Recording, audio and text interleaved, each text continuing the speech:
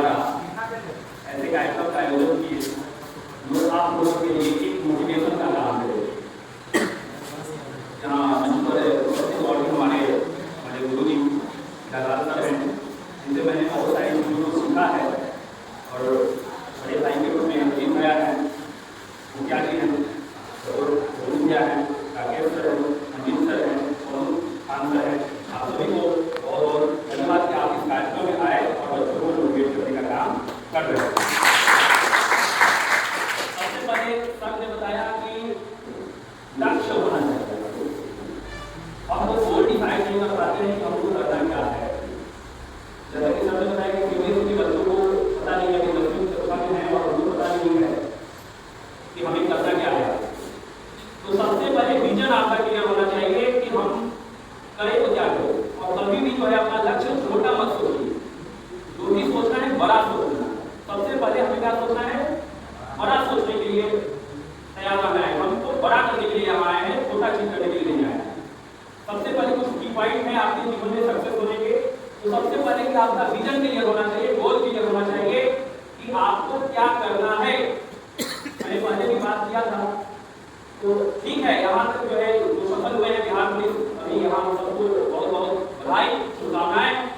लेकिन मैं कहूँगा कि यहाँ पर रुकना नहीं है, आपको यहाँ से और आगे बढ़ने की लगन होनी चाहिए। और ये आपका रास्ता बन गया, अब यहाँ से आप आगे की ओर तैयारी करेगा। बहुत सारे ऐसे लोग हैं कि जो सरकारी जॉब में आने के बाद या टेक्नोलॉजी जॉब करने के बाद और भी आगे बढ़ने की होड़ में लगे हुए हैं और वो लोग यूपीएससी, बीपीएससी और तमाम प्रकार की जो एग्जाम है वो कर रहे हैं। तो सबसे पहले हमें गोल फिक्स करना है, उसके बाद जो है मेहनत ईमानदारी से। और हमें नहीं लगता है कि मैं खुद भी अभी इसी चीज से दौर से गुजर रहा हूँ, मैं भी खुद ईमानदार नहीं हूँ। और हमें नहीं लगता है कि आप लोग भी ईमानदारी से पढ़ाई कर रहे हैं। सही है, ईमानदार है सभी लोग, बताइए 100% ईमानदार है लोग अपनी पढ़ाई को लेकर के। डिस्ट्रैक्शन है, बहुत सारी चीजें हैं। तो सबसे पहले आपको एक खुद को जो है ईमानदारी से पढ़ाई को पढ़ना है। ईमानदार होना है खुद के लिए, किसी और के लिए नहीं, हमें स्वयं के लिए ईमानदार होना चाहिए। उसके बाद अनुशासित होना चाहिए। अनुशासन बहुत जरूरी है। कोई भी सफलता होती है उसके पीछे अनुशासित होना बहुत जरूरी है। जैसे एक नाइट्रेस संस्कृत का उद्भवेन ही सिद्धांति कार्याणि न मनोरथे, जो परिश्रमी लोग होते हैं उन्हें सफलता मिलता है। तो आपको परिश्रमी होना है, आप उद्यम करेंगे, मेहनत करेंगे, तभी आपको सफलता मिलेगा। और सबसे पहला चीज जो है गोल डिसाइड होना चाहिए कि हमको करना क्या है। और इसके लिए सबसे ज्यादा जरूरी होता है, पहले भी हमने सबसे बात किया था, एक अच्छा मेंटरशिप जो आपको गाइड करे, आपकी संभावनाएं कहाँ कहाँ हैं। आपको पता ही नहीं है कि कितने क्षेत्र आपके ऐसे ऐसे क्षेत्र हैं जहाँ पर कम मेहनत के द्वारा, कम मेहनत करके भी आप अच्छे पद को प्राप्त कर सकते हैं। लेकिन सब चीज से आप अभी वाकिफ नहीं।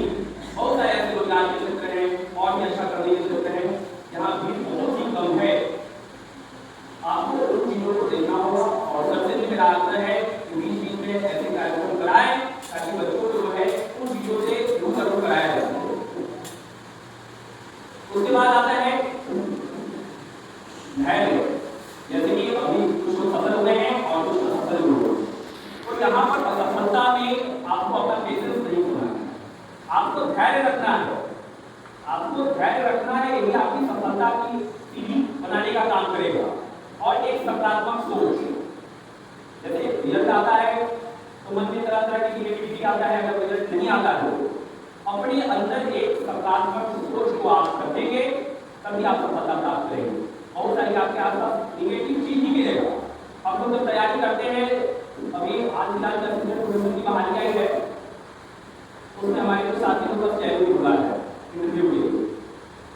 अब क्या होता है कि इसमें बहुत सारे ऐसे लोग मिलेंगे कि आपको निगेटिव बातें बताएंगे कि आपका नहीं होगा, नहीं चलता है, पैसा लगता है।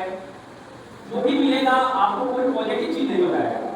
तो उन लोगों से आपको हमेशा दूर रहने की जरूरत है। जहां से आपको निगेटिविटी मिलता है वहां से आपको दूर रहना है। सकारात्मक सोच के साथ आप तैयारी करें, आपको सफलता मिलेगा। एक चीज और महत्वपूर्ण चीज हो जाता है कि हमारी पारिवारिक स्थिति, जिसके कारण भी हमें पीछे रहना पड़ता है। तो बताना चाहूंगा कि पढ़ने वालों के लिए अभी जो है बहुत सारे रास्ते खुले हैं, बहुत सारे स्कॉलरशिप भी हैं। मैंने खुद में क्लास में जो भी पहले भी हमने बताया है कि सरकार के द्वारा जो है अभी कुछ योजनाएं भी चल रही है। अभी नया योजना हुआ है, सारी योजनाएं उसको सुधार किया गया है, जिसमें आपको पढ़ने के लिए पैसा मिल रहा है। मालूम है किसी को? मालूम है आपको? नहीं मालूम है? मालूम है ना? किसी को नहीं मालूम है? स्टूडेंट क्रेडिट कार्ड योजना मालूम है आपको? मालूम हो गया सबको? कितने लोगों ने लाभ लिया? तो है लाभ देने वाले? क्यों? सरकार की योजना चला रही है और वो भी इस बार से कोई ब्याज भी नहीं देना। पहले तो 1% सालाना ब्याज था लड़की लोगों के लिए, 22 के लिए 4% ब्याज सालाना। तो आधार के माध्यम से भी अगर कहीं सपोर्ट की जरूरत पड़े तो इसके माध्यम से भी आप पढ़ाई कर सकते हैं, आपके पढ़ाई में रुकावट नहीं होगी। इसके लिए बहुत सारी योजनाएं भी चल रही है। जब आप आगे बढ़ेंगे तो बहुत सारे रास्ते आपको खुलते हुए दिखाई देंगे और बहुत सारी चीजें बातें जो है सर ने बताया, ने बताया। मेरा सिर्फ एक ही पॉइंट है कि आपका विजन क्लियर होना चाहिए, ईमानदारी से आपको मेहनत करना है, अनुशासन के साथ मेहनत करना है, आपको सफलता मिलेगी। और वो किस्म में एक लाइन आया है जिसे बाद में स्वामी विवेकानंद ने कोट किया है, उत्तिष्ठ जागृता प्राप्य वर्णानि बोध्यत्। उठो जागो और तब तक नहीं उठो जब तक आपको अपना लक्ष्य प्राप्त नहीं हो। तो अभी आपको उठने और जागने का समय है, आप उठिए और जागिए। और अंत में एक पंक्ति के माध्यम से तिवारी को विराम देना चाहेंगे। धनुष से चलता बाण कब पथ में रहता है, देखते ही देखते तो लक्ष्य का भेद करता है।